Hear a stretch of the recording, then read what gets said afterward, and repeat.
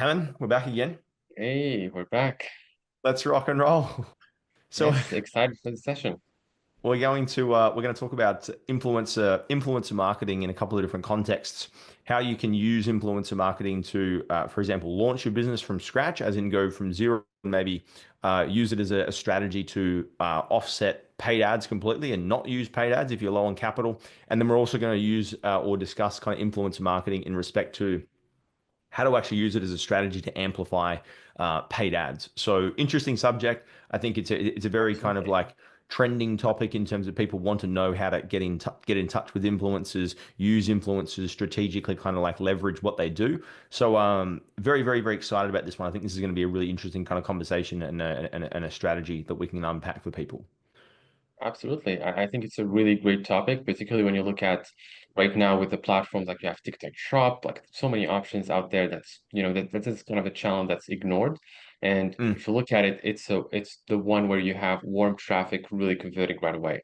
So it's really a great, mm. I would say, strategy to work on this if you're launching, if you're scaling, it doesn't really matter. Depending on, let's say, how you look at it, I'm trying to always think about like what's the value of a channel or what the value of a strategy. This is the one that would work with any business. Like you're launching from 0 to 10K, 10K to 100K, it doesn't matter. Influencer marketing is so crucial.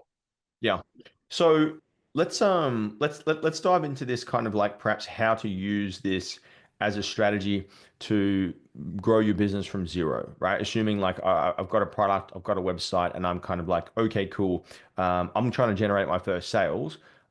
Maybe let's just start with some definitions of what do you think influencer marketing is, so people are really kind of like aware, and you can give your definition, and I can give my definition, and we can come together around that first, and then we can kind of unpack exactly some different scenarios that people can follow.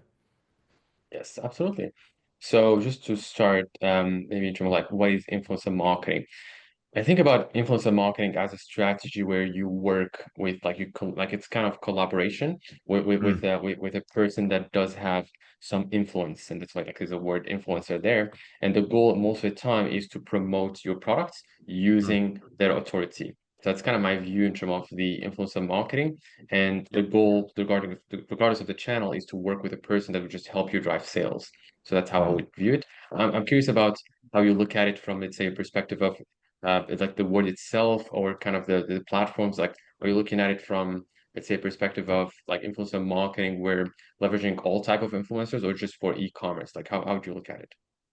Yeah, good question actually. That's interesting. So I think that it influence like yeah, from a definition perspective, I look at it very very similarly in terms of like paying somebody with an audience that's aligned with your brand or what it is that you sell, and they can kind of like take the eyeballs that they have collected through whether it's content creation, whether it's building a platform, whether it's building a presence on a particular platform, and rather than them directing that attention towards, for example, a new video of theirs or a new piece of content or something else that they might kind of promote to their audience, they replace that with your product, which tends to like it definitely benefits when there's a really strong synergy and alignment between like their audience and then also your product. I think that's the main key Yes. thing. And I think the thing that I've observed a lot, especially in the last like 5 to maybe 7 years, is I would say I do recall when I first started getting into the online digital space about 7 years ago, influencers were these kind of like holographic kind of Pokemon, right? Where it was like these big profiles, they've got hundreds of thousands of followers, and it was a big shift between like the everyday, social media user and then the Yep. And influencer. the And they were big influencers. this prized like unicorn that they get paid all the money, they have all the followers, and it was wow, like a big thing. And there was these huge premiums that would have to be placed on like creating content. If you were an influencer, there was so much demand to just get these influencers. And I think Yes. some of the companies, for example, like, High Smile as an example, I know they really leveraged off of, some of those bigger influencers in the Yes. earlier days when they had so much kind of relevance and they had so much authority.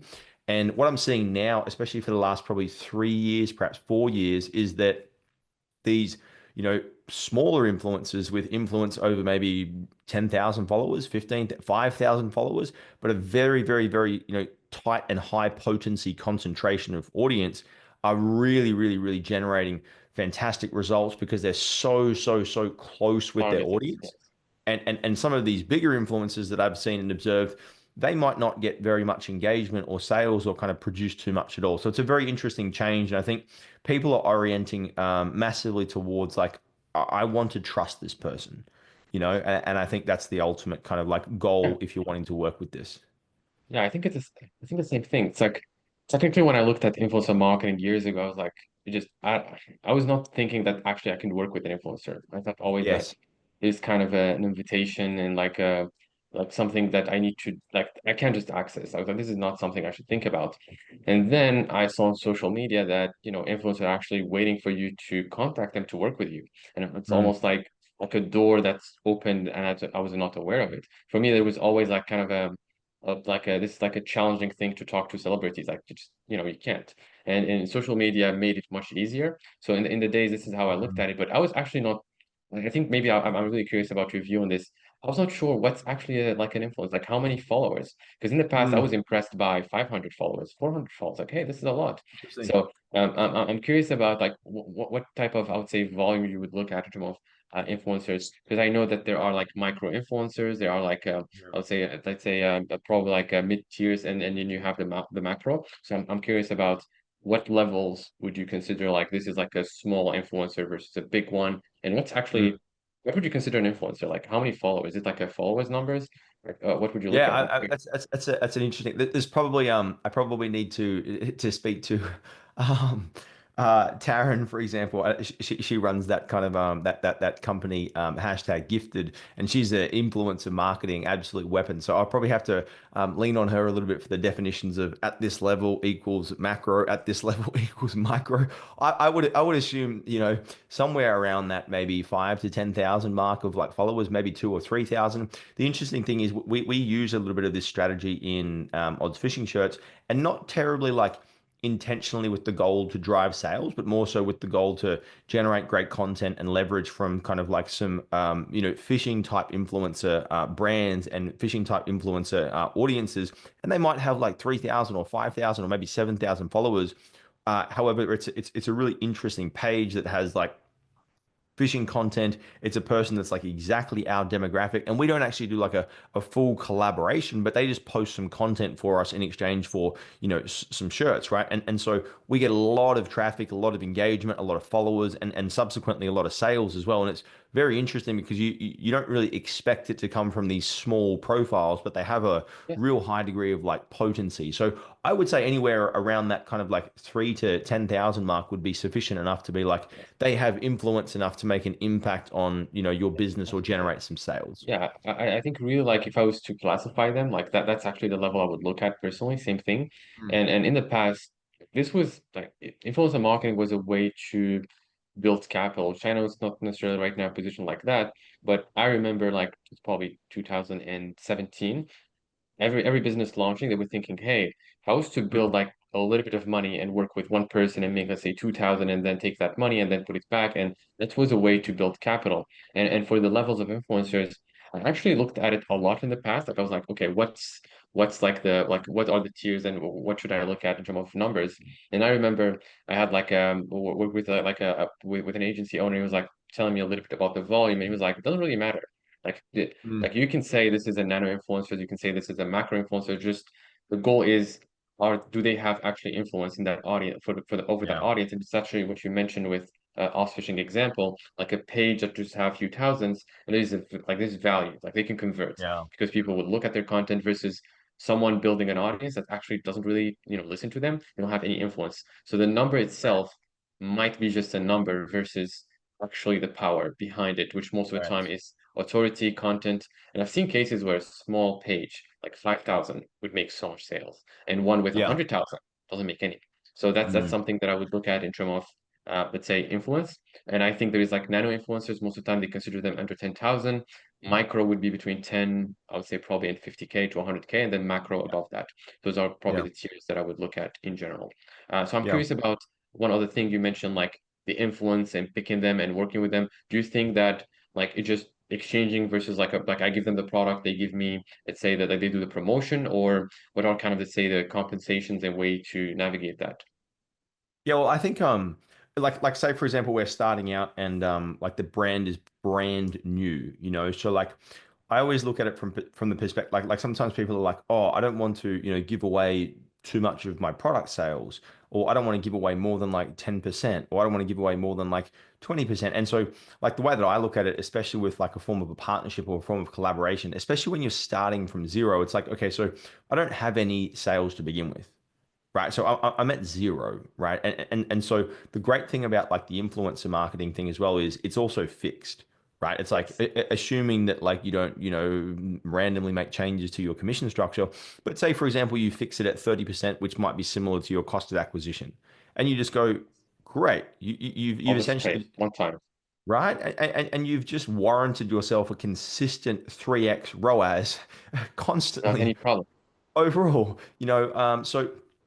I think that's one of the main benefits that I look at with it. And in terms of like the negotiations and the strategy, I think the one flaw that I find in terms of people kind of like wanting to use this strategy is that they speak to like two or three people, or maybe four or five people, and then they're like, oh, they didn't want to work with me. They weren't too interested. Oh, it seems like this strategy doesn't work. And they've spoken to like four or five people, you Yes, know, four. and so and so I think the really important thing is with it, like you need to really have those conversations, and it's like when you are, starting out, and say for example you're using this as a strategy to generate capital rather than just get brand exposure. You're like, I'm here to make money with this. I don't have money for paid ads. I want to make my first cash using influencer marketing. You need to use your time as the resource and spend the time doing the Absolutely. outreach, spend the time creating the relationships, spend the time doing the partnerships, and do like 50 different outreach messages a day with these different, potential Yes. audiences and people in those audiences to create that connection. And then from there, you're like, okay, I've got five, six, I've got 10, I've got 15 Yeah. that are all actively promoting. And then, and the great thing is now more than 5, 6, 7 years ago when I first started, with these smaller influencers, these micro influencers, nano influencers, there's such a demand for people to they want to be influencers, right? Yes. Like And they're passionate about it. they want to Yes. be posting content. They want to be receiving gifts in the mail. They want to be unboxing the things because it's cool and it's fun. And they've seen their other friends. They've seen the people with the 1 million followers, Yes. build this massive audience, sending stuff and receiving stuff and posting videos and talking about it. So there's such a big hype around it. And so it doesn't take too much kind of negotiation, assuming that you have, a good product and a good brand, to have some conversations and be like, this is what we're doing. This is the brand vision. I'd love to have you on board so we can grow this business. It's very exciting. I can give you X amount of my product sales for the first 100 sales. Like, I'd love to have you on board and just create a sales process that you bring in Absolutely. 50, 60, 70 of these people, and they can really make an impact on Yes. your business from 0 to 1. Absolutely. So this is actually a very exciting topic when I think about it, like how much growth you can do just working with people without any paid ads. Like if I was to think about it, the challenge most of the time with paid ads, maybe the data expertise. In this case, there's no need for that. You need to talk to people. And if you think about it in terms of when you're launching, particularly, it's really an easy one because you don't have to understand the data. There is no heavy lifting of, hey, I need to really look at this ad account every single day at this time. It's like that pain is not there. You're just working with a person and they're doing all the work for you. And I think that that's Correct. pretty good in terms of positioning.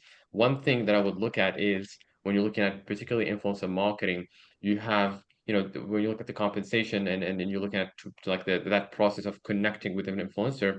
I've seen cases where a person would do exactly what you mentioned. They reach to four people, like reach out to four and like, hey, it's not working. And you're doing Yeah. four. And the Yeah. number would be like you need to do 20, 30, 50 a day just to really get some, I would say, Correct. responses over the next 7 to 10 days and or even 30 days.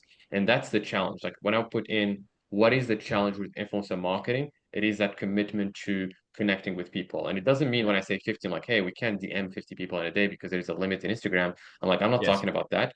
I'm talking about you'll look at the influencer, you'll look at their, what other platform they're using. Most of the time they have Instagram and they have YouTube and they Yep. have another way that you can connect with them.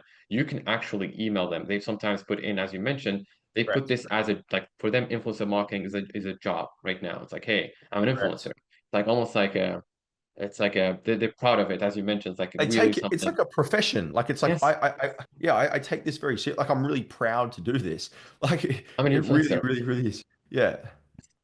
So yes, so you can connect with them not just with the DMs. You can also, send them a message with it if they have their inbox, like their email in there, and you can also look at their YouTube and contact them in there. Mm, I've seen cases mm, where if I was to look at, let's say, a quick strategy, let's say you're launching your business, you don't know what to do. I'll give you like a quick kind of a strategy to get things going. I would probably create a Google Sheet and I would start listing all the influencers in the space using hashtag and Instagram. So pretty much look at, okay, I'm selling, let's say, a yoga mat, right? So I will put in yoga mat. You're gonna see so many people talking about this topic. Pretty much yeah. look at their followers. Look at what they're following. Who they're following. Who are the people that are advertising? I would say the space, not necessarily the product, just the space. They're Right. doing, Right. exercise. They're showing things.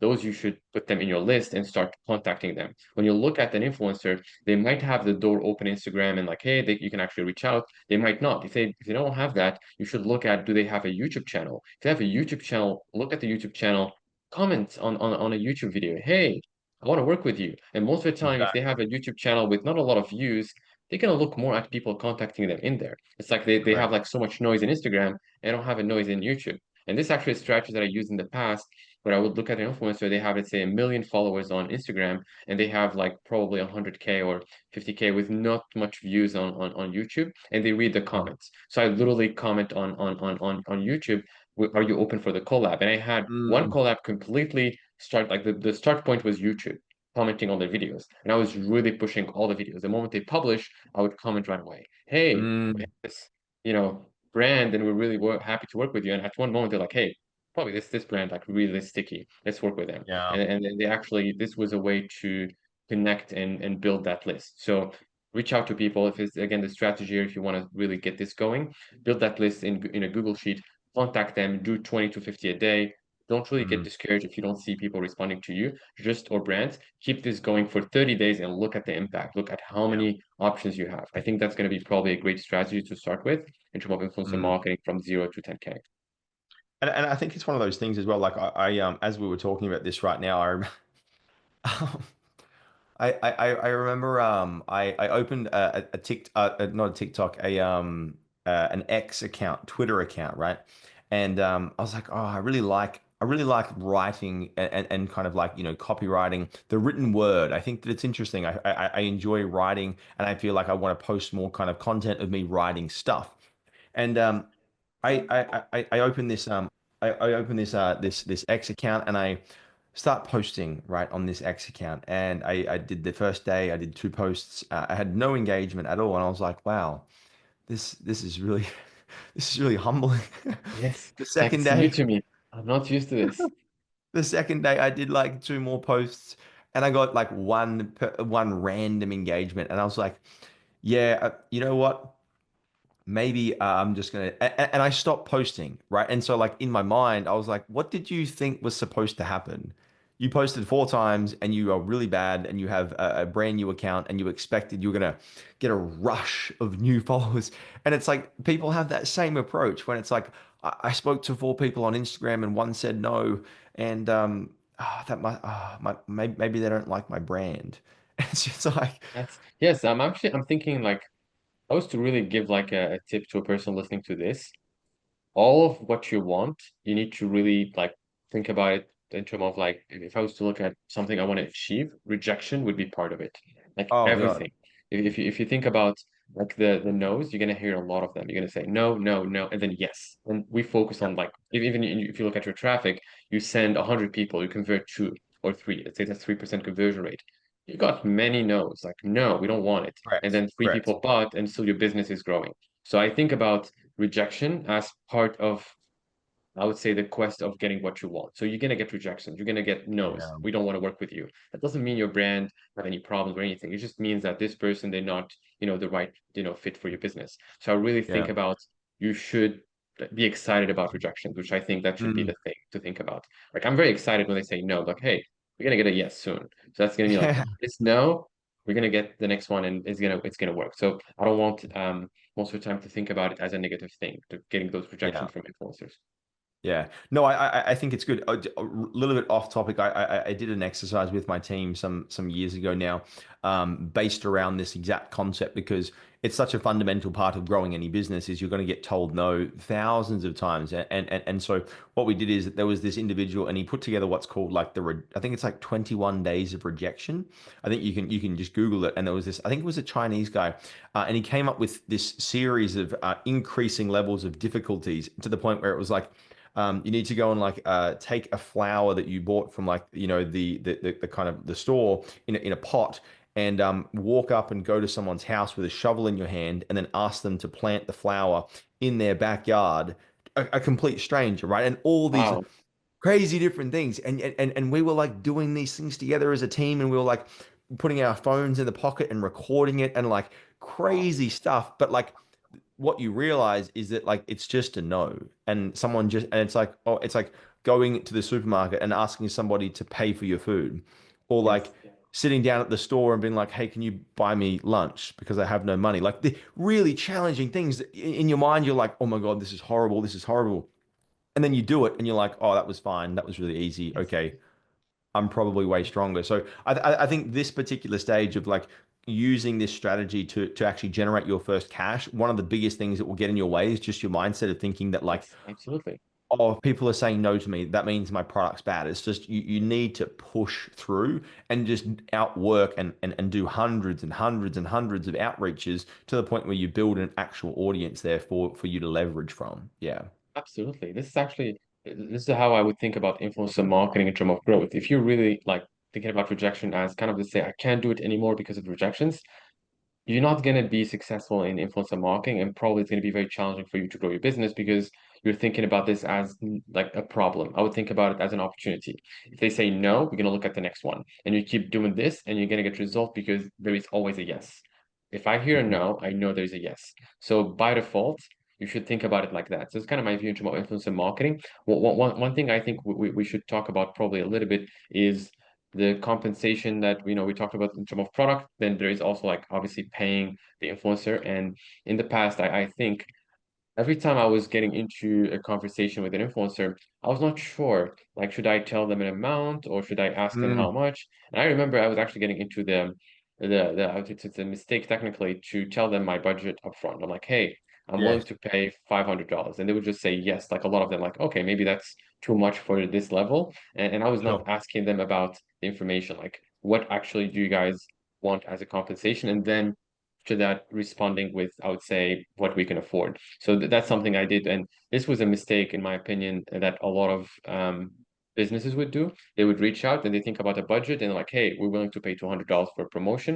What do you Yeah. think about it? Versus, how much actually, like, what's the compensation that you guys want? Because they might want, instead of the money, they might want actually just an affiliate link and just a Yeah. product, as you mentioned. Yeah. And they might want like actually just like a commission based. And there are so many ways that you can position an offer that it doesn't really make sense to start with, hey, I'll pay you $200. Because first you're paying money and you can just look at all these other options, which might not require money and you can scale them much more effectively. So I think that's going to be something that a business launching, they need to think about, like compensation with these influencers. And as I mentioned, I think let's give them by default. I think that's the easiest. Hey, what's what's the compensation that you guys work with, and that's gonna kind of get that flow going. Do you think I that think kind of as the a same thing? Yeah, I think as a rule of thumb, like aiming for and having like around that kind of like, between 10 and 30% that you might kind of like, give away or kind of give as either like a fixed fee or a fixed amount per each sale or as a percentage, or whichever way you negotiate it. But I think that somewhere within that bracket when you're starting out is really, really good to kind of like, focus on around about that area. I think one thing that's probably important to also cover, because one challenge that I always find that people have is like, what platform do I use? Do I have to send the money myself? How do I kind of facilitate all these payments and paying these people? So I've always used, I think it's called GoAF Pro for any of my kind of like connections, collaborations, those types of things. It's a very intuitive kind of platform that has all of the, percentages. They enter their email, they enter their PayPal. It just distributes the payments very, very easily. Are there any other payments that you've used or platforms that you've used yourself? Yes. So Actually, looking at the influencers, obviously the one you mentioned is a great one. It's a really easy one. You can literally just add it in Shopify and then, set up the structure for the payment. And also we have actually, I think in the app itself, they have influencers that they recommend. So you can actually get things going just within the app itself Mm, versus using the app, let's say, as a way to pay. So one way that I would do, and I did this in the past, just a little bit manual, just using, let's say they're working with you, then I would use if it's just this is again depend on the way you're paying them. So if you're paying them one time, and we're talking mm, about PayPal and things like that, but just one payment, and like you're not giving them like a commission or you're not giving them something in particular. So just I'll pay you once for this promotion for 24 hours. In that case, then that's going to be PayPal as a payment. And that's what I mhm, used a lot of times if I'm doing just payment, like one payment. If you're doing something that's recurrent, let's say you're like using a commission based and or you're paying them, let's say, a portion, then that the platform you mentioned is a great one. Sometimes we do also use PayPal, which is I think still a good platform in terms of payments. Paying mm. them, let's say, with a VA, releasing the payment every time we have the promotion. But most of the time, it's really like either this app or PayPal. I think those are the two ways I would pay. Yeah. Typically, if it's a So one-time payment. just to maybe close off on that because I think that it's good to make sure that that's rounded out. So I guess like in terms of paying people, so it's like either pay them from what you've seen as well effectively, because I've always seemed to kind of work with like a fixed amount per product. That's been the most typical way that I've kind of like, tended to focus on, these types of strategies in terms of like X% per sale. Just to close the door on this to make sure this is really clear, you've also used alternative methods where it's like a fixed amount, where it might be like $500 for a certain amount of time to have posts on your grid or on your feed or Yes. those types of things. Is that what you're saying as well? Exactly. So when you're looking at, let's say, marketing, you can just tell them, hey, I just want to post in your, let's say, in your like just a story. And most of the time they're going to give you, if you're really looking at pages, they have you can pay for like just a story, and you can pay for a regular post, and you can also pay for something that would be permanent, so just in their account, and it can be just 24 hours. So they actually have Mm, different times for different placements. So that's what I was talking about for these kind of, I would say, ads. You want to pay them one time, and it's mm. just I would say a PayPal payment. Just most of the time, you pay it once, they do the promotion, and then it's done.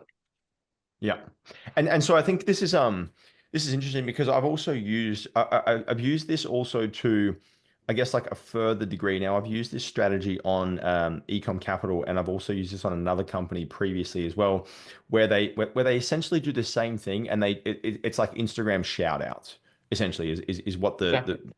which is very much just like influencer marketing, except all they do, it's like agencies kind of do it for you, where they will kind of like leverage brands or pages or kind of like profiles with large amounts of kind of followings that are actually concentrated around your particular niche or your product offering.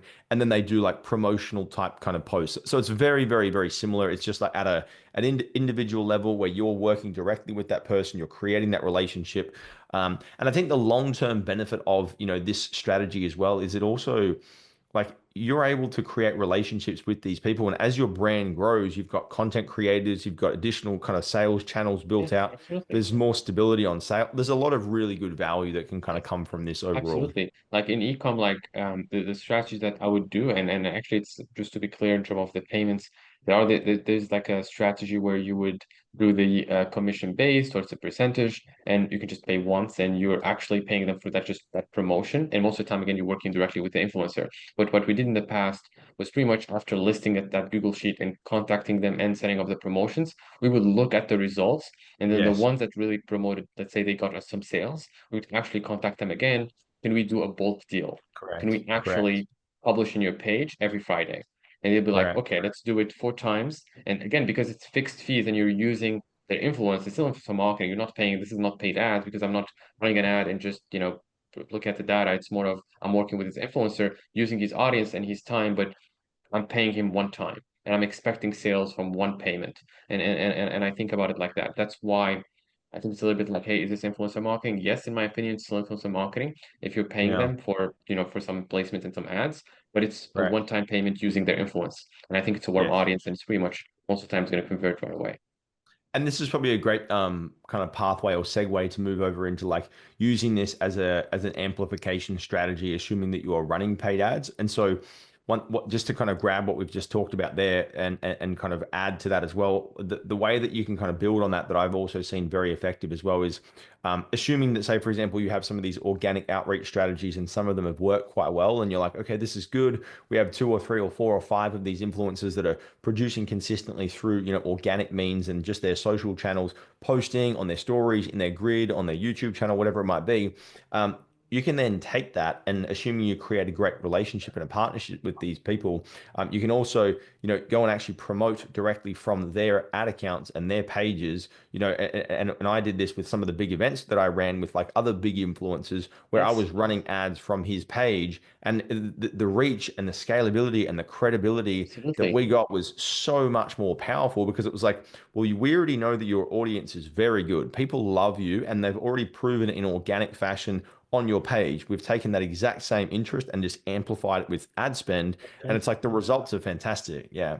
Amazing. Yes, actually, we have in Ecom Capital, one of the clients we have did actually exactly this, and it's actually Happy Mm. Steffico. They're doing collab ads. If you look at their page, Yes. which pretty much the collab structure is essentially that. So using an influencer and you pushing their, let's say, influence and your ad spend to get results, which is exactly what you mentioned, like strong push in terms of sales when you take an ad and you use the influencer and you just push everything with the ad spend. So it's really a great strategy, in my opinion, using ad spend to get that influencer marketing and meta and then push things to the next level. Agreed. Yeah. So let's maybe think about how this might be different for a brand that's like running ads. They're scaling paid ads and they're pushing volume already as far as like sales and traffic. How would this be different from your perspective, or would it be the same exact strategy? Like, how would you kind of like recommend? It's a little bit different because I actually was talking to some business owners that are doing like 100K plus a month. And I was talking to them about like influencer marketing and how they're leveraging it and things like that. And most of the time, it's like the same thing. Like we're using it, but we're not necessarily scaling too much with that part. Now, when I looked at this again, 100K plus, like that's kind of the level we're at. But when I had two discussion with a person that's really scaling in that market, he was like, this is not something that stores that are doing 100K would focus on. It's mainly the one doing a million plus because they're kind of Yeah. scaling much bigger Mm, numbers and they're ignoring entirely, I would say, influencer marketing. So my view on this is in terms of scaling, most of the e-com doing 100K plus, they're not necessarily exploring it as much versus mm. big brands. And if you look at it, influencer marketing is you get the as seen on technically because you can position more these influencers in your page. Your conversion rate might be much higher just by working with them. So you don't even just get the benefit of the ad itself, you can also use the leverage of that influencer.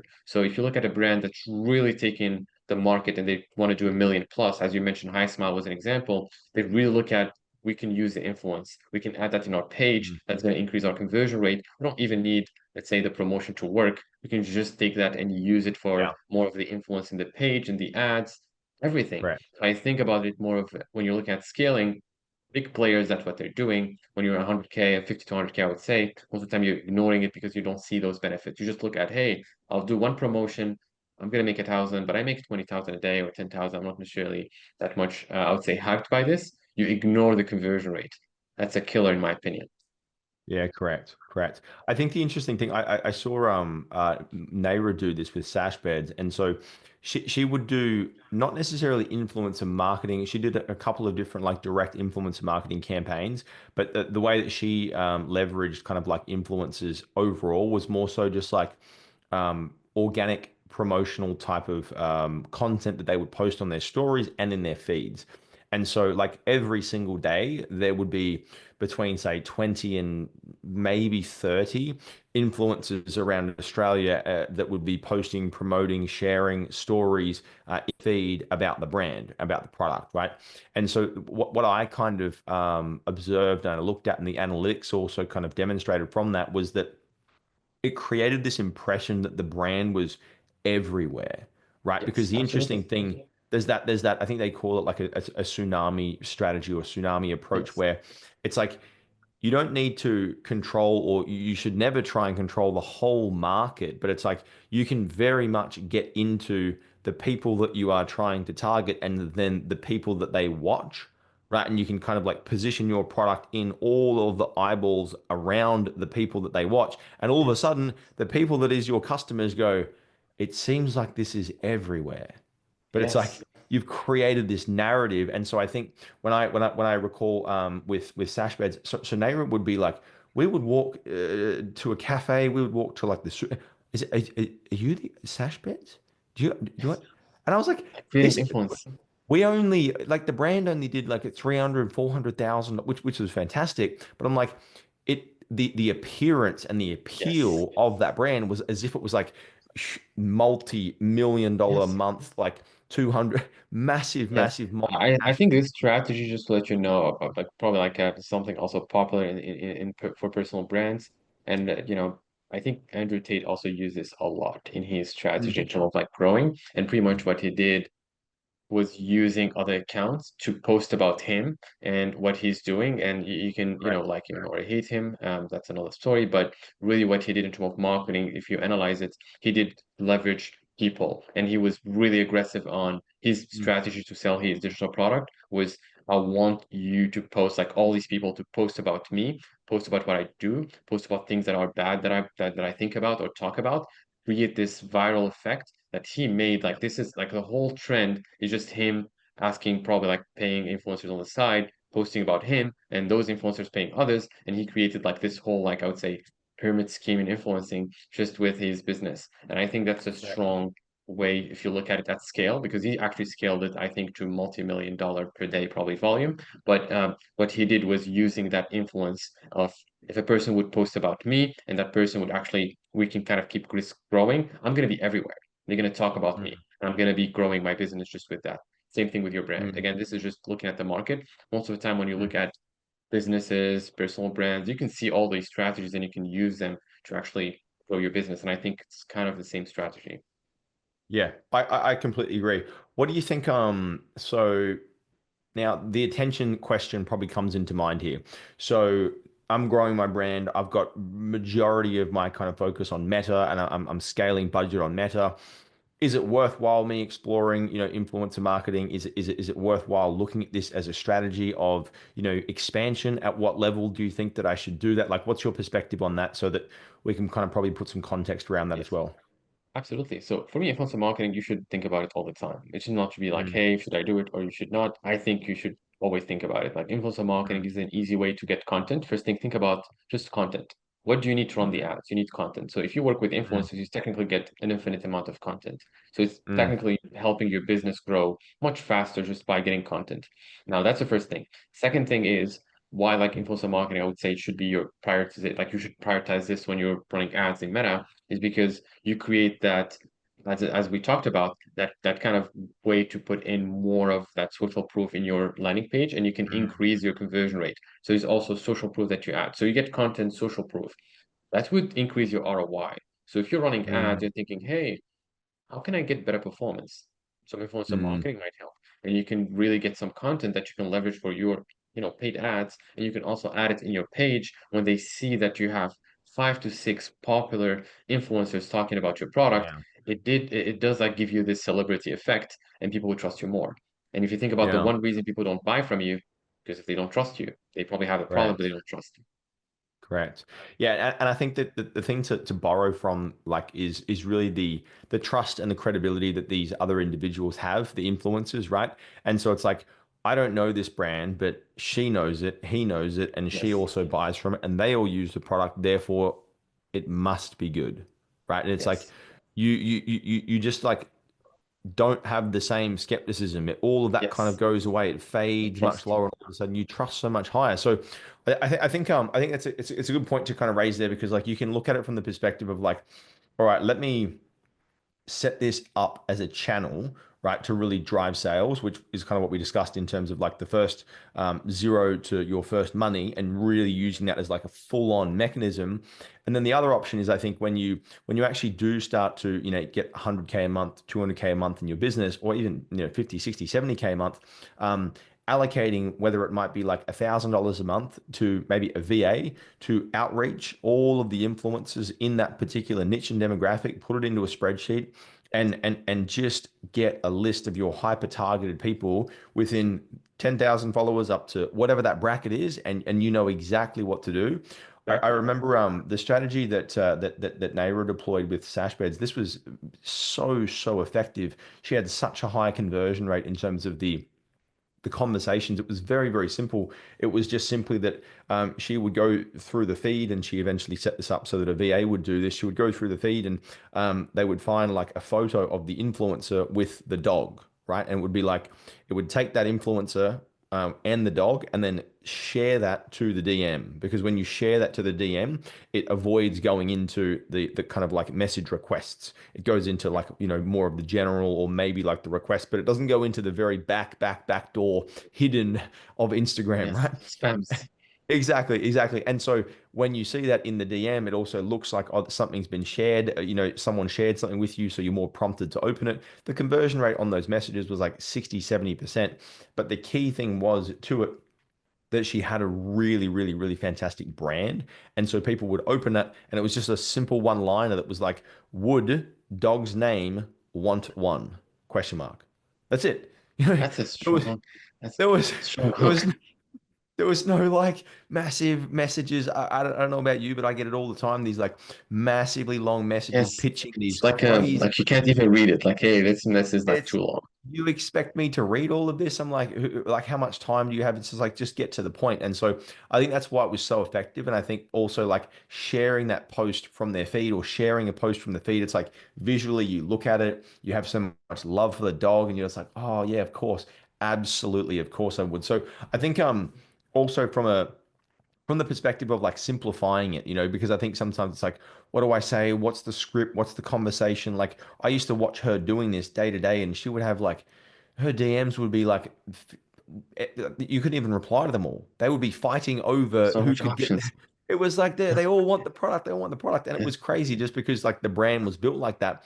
And once so many influencers had seen their friends and everybody wanting yes. it, it's That's like that they want to work with you. That's the thing. You it's like create a influence. They're actually frenzy. yes, actually Exactly. waiting for you to reach out. Like, hey, we're waiting. We see you like work with all these brands. So yeah, Can I that's actually can I get that. a product? Can I get one, please? Is it possible for me to get mine now? Yeah. Yes, I think actually that's a point. When you're starting out, you need to get that ball rolling. You need to connect with multiple influencers to actually be positioned where they know you worked with this person. They're gonna work more Correct. with you. That's actually open door. Like you can work with more Mm. influencers if you have those first, I would say, promotions going. Mm.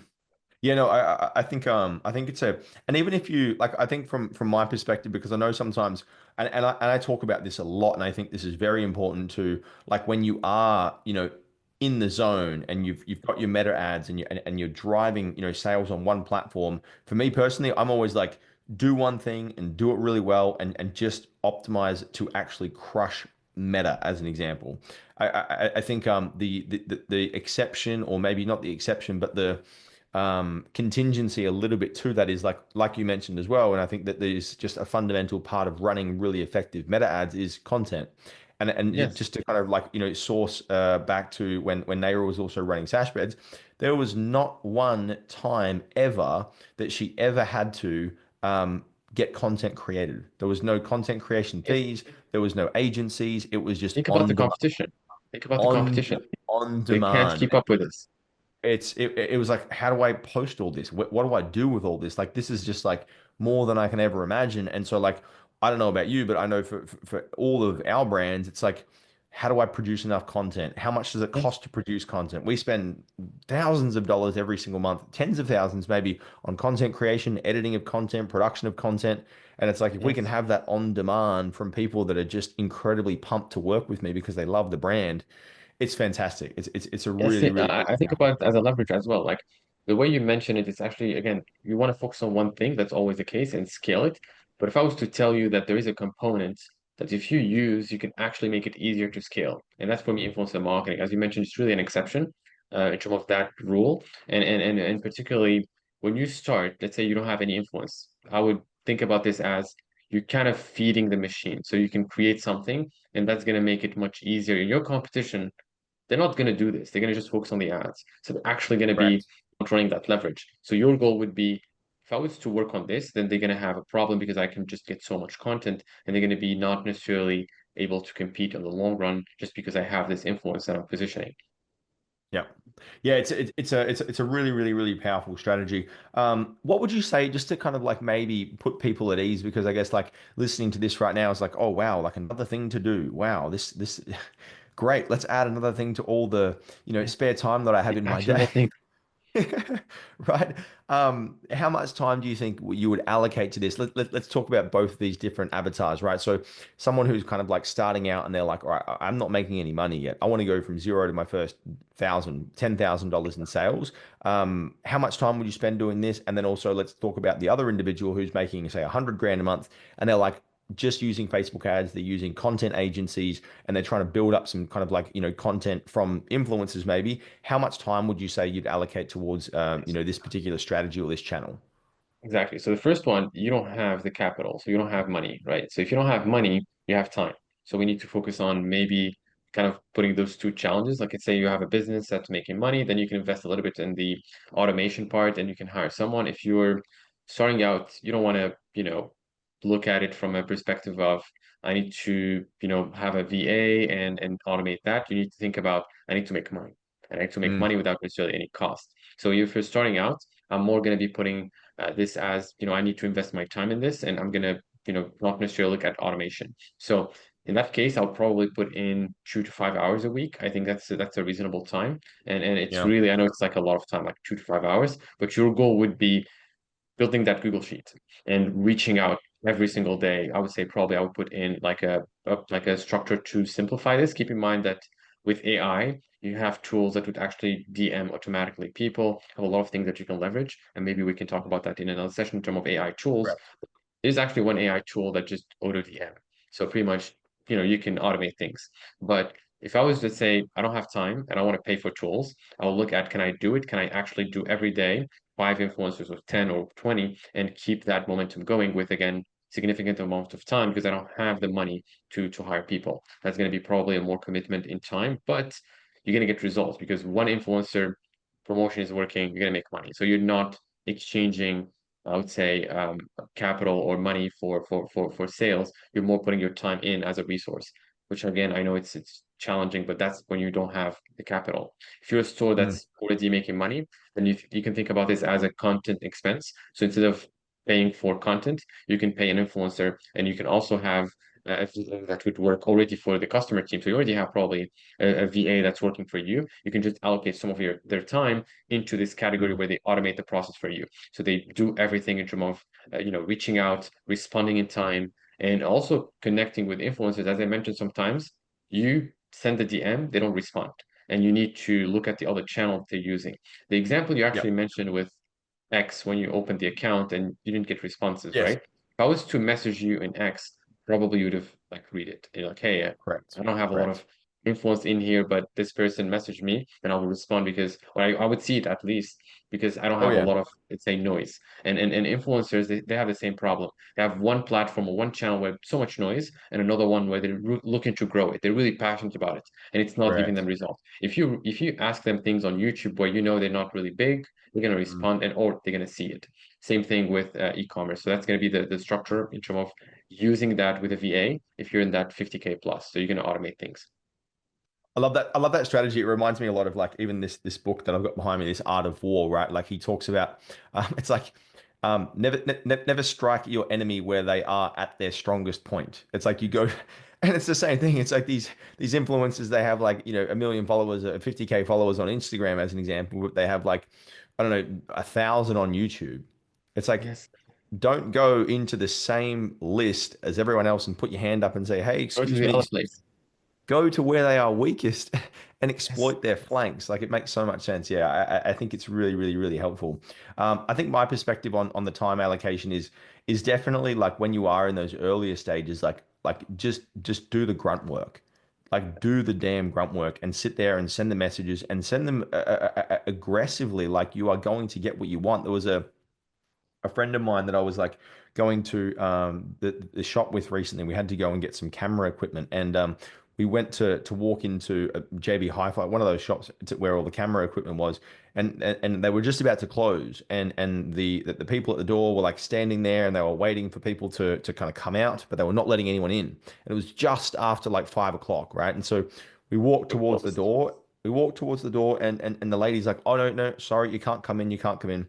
And the friend that I was with, he like turned around and was like, "Oh, okay," and started walking away. It's a And no. I'm like, hey, it's just here. I was like, "No, I'm going to get the thing. It's right there. Like we You came all want this it? way, right?" And it's just like it's the same. Like usually you're just right at the edge there, and you need to push a little bit harder and actually get the result. And I think this platform, this strategy, particularly with influencer marketing, you can have so much of the my product's not good enough. What am I supposed to pay these people? They are more successful than me. They're going to look at my brand like, is it even a real company? Like all of these types of things, you need to just overcome those things and be like, I'm out there getting what I want. I Yes, think it's a crucial part to being absolutely. successful.